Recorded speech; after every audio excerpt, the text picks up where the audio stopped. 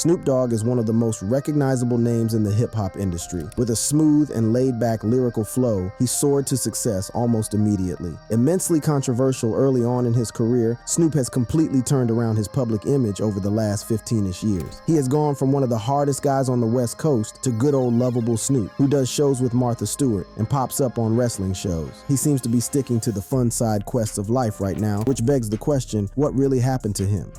Snoop's early days. In the heart of Long Beach, California, a young boy named Calvin Cordozar Broadus Jr. was born on October 20th, 1971. Little did anyone know that this child would grow up to become the legendary Snoop Dogg. His childhood was far from ordinary. Growing up in the 1970s and 1980s, he witnessed the rise of gang culture and the devastating impact of the crack epidemic that plagued many inner-city neighborhoods. These turbulent times would shape his early years and influence his future music. Snoop's childhood in an especially rough part of Long Island meant that he had been exposed to all the violence that stemmed from turf wars between different factions of the Crips. One Long Beach police force task agent even said, on a danger scale of 1 to 10, Long Beach rates about a 9. The gang situation has been way out of control there for more than a decade. Despite the rough environment, the rapper's mother Beverly did their best to shield him from the harsh realities of their surrounding. They instilled in him a strong work ethic and a desire to rise above his circumstances. Considering his early fondness for music, it is no surprise that she wanted Snoop to focus on the choir at school and get out any frustration he might be dealing with on the football field. Money was usually tight in the Broadus household, so Snoop would also do odd jobs like selling candy, bagging groceries, and delivering newspapers. He was instilled with a really strong work ethic early on because he had to help take care of 2 of his brothers after his father moved to Detroit. He kept his hands clean for a while, but he eventually fell in with the wrong people and started selling dope. With this in mind, it is easy to assume that Dogg rolled with the Crips, but the rapper has disputed those claims on several occasions in the past. In an interview, he said, "The neighborhood I grew up in was full of Crips. That was just one of those labels I had to adjust to. It was a jacket that I had to wear for a while." The rapper also stated that while he had to wear a Crip jacket just to fit in, he did take it off whenever he could. Through all of this, though, Snoop began to realize that maybe his future was in music. He reportedly patterned his style after Slick Rick, and by the time he was just 15 years old, he was known as one of the most promising young rappers in Long Beach. Despite his young age, he knew that he had the potential to really do something big with this talent. Snoop said, "When I rapped in the hallways at school, I would draw such a big crowd that the principal would think there was a fight going on. It made me begin to realize that I had a gift. I could tell that my raps interested people, and that made me interested in myself, even though he was undeniably special." The life of crime he had chosen had no interest in letting him go easily. Just a month after graduating from high school in 1989, he found himself on the wrong side of the law when he was arrested for cocaine possession. This incident marked a turning point in his life and forced him to reevaluate his choices. While talking about his time behind bars, Snoop said, "When I was rapping in the county jail, a lot of the older inmates told me, 'Man, you're too talented to be in here. You need to be outside, not wasting your life away with crime.'" After getting out of prison, Snoop stopped selling drugs and began to really focus on his music. By that time, he had been rapping for about 7 years, and he doubled down and started writing his own stuff. Snoop went on to work with a bunch of other artists from the Long Beach hip-hop scene before forming a rap and R&B trio. The trio sold copies of one of their mixtapes out of the back of a car. They reportedly managed to get about 500 copies out there, and one of them ended up with Dr. Dre. Dre immediately knew that Snoop was special, so it was time to get to work. Snoop recalled a memory in an interview saying, "One day the phone rang and the voice on the other end said to me, 'This is Dr. Dre.' Man, I couldn't believe my ears. I said, 'No way, who is this really?' He says, 'You want to make a record with me or not?' I said, 'Hell yeah.'" Just like that, Calvin Broadus's life had changed. Dr. Dre was immediately captivated by his unique style and lyrical prowess. Recognizing his potential, Dr. Dre took Snoop Dogg under his wing and mentored him, guiding him through the intricacies of the music industry. Dre's first outing as a solo artist saw him create the title soundtrack single for the movie Deep Cover, with Snoop featuring. The song was wildly successful and immediately established the young rapper as one to watch. Then in 1992, Snoop Dogg made his debut on Dr. Dre's iconic album, The Chronic. His smooth delivery and laid-back persona on tracks like Nothing But a G-Thang and Dre Day showcased his immense talent and set the stage for his solo career. The album received great reviews and sold tons of copies, with everyone calling Snoop a highlight of the entire project. At the time, the senior editor of the New York-based Source, the country's premier rap journal, noted, "Nobody out there matches his melodic flow. What you have here is an extremely talented guy who has clearly brought his own worldview to the mic." Building on the success of The Chronic, Snoop Dogg began working on his own solo album, which would eventually become Doggy Style. Released on November 23, 1993, under the Death Row Records label, Doggy Style was a highly anticipated project that had fans and critics alike buzzing. buzzing with excitement. The album's production was helmed by Dr. Dre, who crafted a sound that would come to be known as G-Funk. Characterized by its smooth, laid-back beats and heavy use of samples, G-Funk became synonymous with the West Coast hip-hop scene and played a pivotal role in shaping the sound of the era. Doggy Style was an instant hit, debuting at #1 on the Billboard 200 chart and selling over 800,000 copies in its first week alone. The album's lead single, What's My Name, became a massive success, further solidifying Snoop Dogg's status as a rising star in the music industry. However, it wasn't just the catchy beats and infectious hooks that made Doggy Style a sensation. The album's lyrics were raw, explicit, and unapologetic, delving into themes of gang violence, drugs, and sexual escapades. Snoop Dogg's storytelling ability and his ability to paint vivid pictures with his words captivated audiences, but it also drew criticism from those who deemed his lyrics offensive and inappropriate. Despite the controversy, Doggy Style continued to dominate the charts and spawn hit after hit. Songs like Gin and Juice, Doggy Dogg World, and Murder Was the Case became anthems of the era, solidifying Snoop Dogg's place in hip-hop history. In addition to its commercial success, Doggy Style received widespread critical acclaim. Music critics praised Snoop Dogg's smooth delivery, Dr. Dre's impeccable production, and the album's cohesive storytelling. It was hailed as a masterpiece and a defining moment in West Coast hip-hop. Beyond the music, Doggy Style had a profound impact on popular culture. Snoop Dogg's laid-back persona, his unique fashion sense, and his distinctive vocal style became iconic symbols of the West Coast hip-hop scene. Snoop's notoriety would then hit all new levels when he was put on trial for murder for something that happened the same year Doggy Style came out. The events that unfolded began with a heated encounter between Snoop and rival gang members outside his apartment one fateful August afternoon. Tensions were high as words were exchanged and the air crackled with animosity. Hours later, fate would bring Snoop face to face with these same individuals once again. The scene was set at Palms Park, where the gang members were gathered, sitting at a picnic table, enjoying their meal in plain sight. Snoop, driving his Jeep, spotted them and made a split-second decision. Without thinking twice, he accelerated, rolling up on the gang members and abruptly stopping the vehicle. As the dust settled, the gang members looked up from their sweaty Mexican food, surprised by Snoop's sudden arrival. One of them, known as Little Smooth, but whose real name was Philip Mariam, stood up, his eyes locked with Snoop's. The tension was palpable, and both Snoop and his bodyguard, Malik, shared a look of confusion and disbelief. Philip broke the silence, his voice laced with defiance, saying, "I'm not trying to sweat you all. I'm just trying to let you know where you're at." His words hung in the air, a challenge that could not be ignored. Malik, towering over the windshield of the topless Jeep, stared back at Philip with a menacing glare. The situation escalated as Philip grew increasingly agitated, shouting, "Oh, what? I'm a punk now?" Malik's response was stern and unwavering. The tension reached its breaking point, and in a split second, Malik pulled out his pistol, aiming it directly at Philip. The atmosphere was charged with danger, and those present could sense the impending violence. According to Malik's account, Philip made a sudden move, reaching back for his .380 pistol, which was tucked into his waistband. Sensing the threat, Malik reacted swiftly, his instincts taking over. Snoop, recognizing the danger, instinctively ducked for cover. At that moment, Malik fired his weapon from the Jeep, the sound of the gunshot echoing through the park. The consequences were devastating. Philip fell to the ground lifeless before he could even draw his weapon on Snoop and his crew. The reality of the situation hit hard, and panic set in. Snoop banged on the accelerator, desperate to escape the scene of the crime. With Malik by his side, they fled, disappearing into the shadows. In the aftermath of the incident, Snoop and Malik went into hiding, aware of the gravity of the situation they found themselves in. The news of the shooting spread like wildfire, capturing the attention of the media and law enforcement. It was only a matter of time before Snoop would have to face the consequences of his actions. A couple of days later, Snoop made the decision to turn himself in, but not before attending the Video Music Awards, a testament to his fame and the complex nature of his situation. The murder trial, however, would not take place until 1995, leaving Snoop in a state of uncertainty and anticipation. As the trial unfolded, the charge of murder loomed over Snoop's head, a weight that could potentially change the course of his life forever. The racially diverse jury listened intently to the arguments presented by both the prosecution and the defense. The central point of contention revolved around Snoop and Malik's claims of self-defense, specifically their assertion that Philip Mariam had a gun and posed a threat to their lives. But as the trial progressed, a shocking revelation came to light. It was discovered that Philip's friend, who had been present at the scene, had hidden the gun, potentially altering the course of the investigation. Jason London, another friend of Philip's who had witnessed the entire incident at Palms Park, testified that Philip was armed and that the gun had been removed from the scene to protect him. To make matters worse, the Los Angeles Police Department's handling of the case was marred by incompetence. It was revealed that crucial evidence, including Philip's clothing, bullets, and shell casings, had been inadvertently destroyed. This revelation left the jury visibly frustrated, questioning the integrity of the investigation reputation and the credibility of the evidence presented. Snoop was eventually acquitted, but the entire ordeal had a profound impact on him as he made the decision to stop rapping about death and violence in his songs. But while he may have chosen a softer stance in his music, his personal life was still rife with conflict and danger.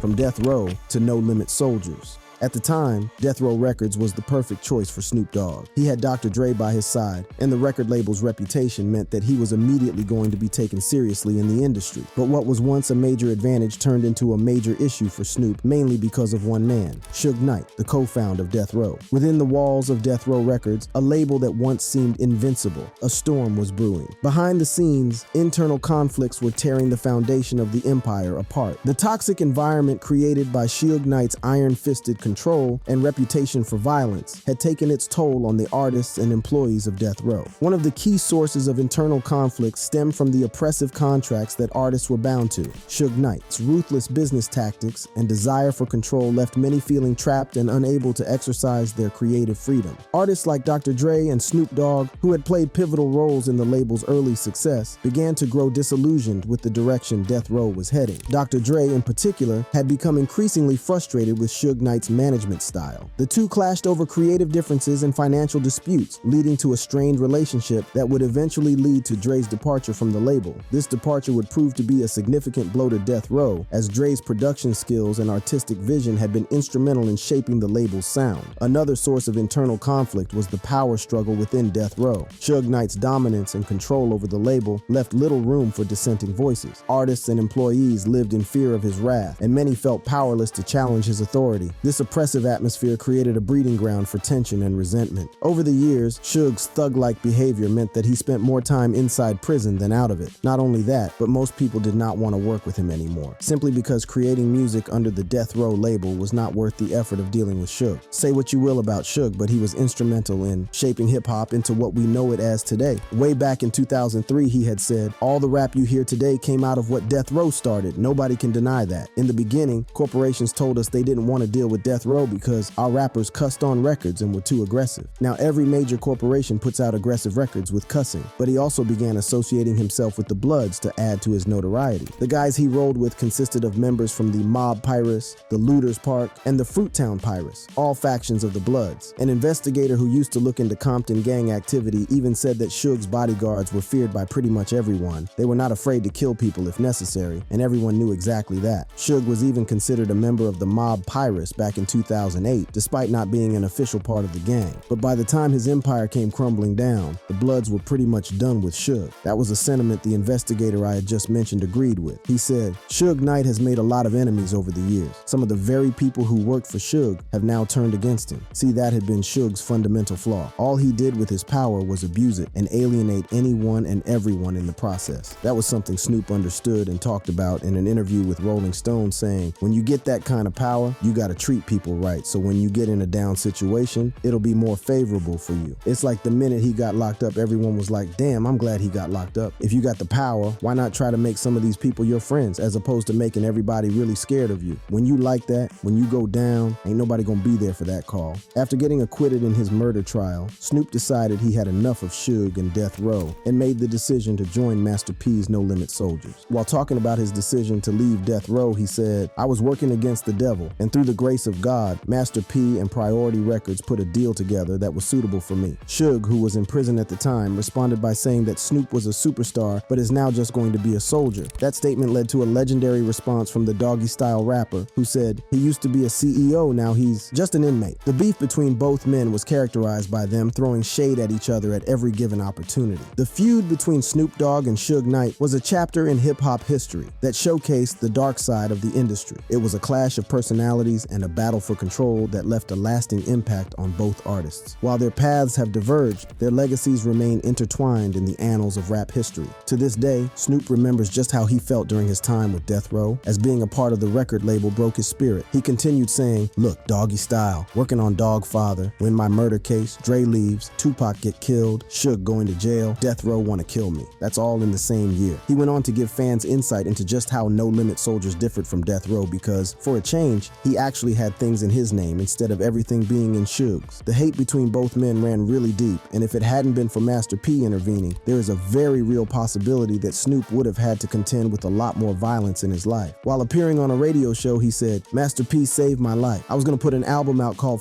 Death Row, and Mac 10 was going to give me $1 million to put it out. I would go up there to the office to see Mac 10, and when I would go up there, I would have to pass by Master P's No Limit." After one session, Master P allegedly asked Snoop how much he wanted for his work. Snoop replied, "15, meaning $1,500, but the next day he had a $35,000 check waiting for him. P closed the door to his office and told the rapper that releasing the album was a terrible idea. He added, "You ain't gonna live to see that album out." Those words were enough to convince Snoop to drop the idea. Years later, he confessed that the idea was stupid and would have led to nothing but mass destruction. Master P also taught Snoop Dogg about what it means to have integrity. He may have a ton of beef with Suge right now, but the co-founder of Death Row was also the man who gave Snoop a chance and gave him the platform to really make it big. All of these things marked a turn for the better as both men gradually began to reconcile. To understand what led to that, let's go back to 2002. The tensions between Snoop and Suge had reached an all-time high, with both artists attending the 2002 Vibe Awards. Rumors circulated that they might come to blows, but the intervention of Steve Harvey prevented a physical altercation. The incident highlighted the deep-rooted animosity that still existed between them. While the beef between Snoop and Suge escalated, it is important to note that their relationship was not the only one affected. Dr. Dre, who had his own history with Suge Knight, found himself on the receiving end of a sucker punch at the 2004 Vibe Awards, allegedly orchestrated by Death Row affiliates. The Vibe Awards incident in 2002 marked a significant turning point in the relationship between both men. While tensions were high and physical altercations were narrowly avoided, the incident seemed to serve as a wake-up call for both parties involved. Change didn't happen immediately, and there was a lot more bad blood in the years that followed, but it was an important event regardless. The reconciliation between Snoop and Suge was not without its challenges. It required both parties to let go of past grievances and embrace a new chapter in their relationship. It was a process of healing and understanding as they acknowledged their mistakes and the impact their actions had on each other. The unexpected reconciliation between Snoop Dogg and Suge Knight serves as a reminder that even in the world of hip-hop, redemption is possible. It showcases the power of forgiveness and the ability to overcome past conflicts, ultimately leading to personal and artistic growth. This was indicative of the transformation Dogg was undergoing, moving away from the gangster lifestyle and becoming the Snoop we know today.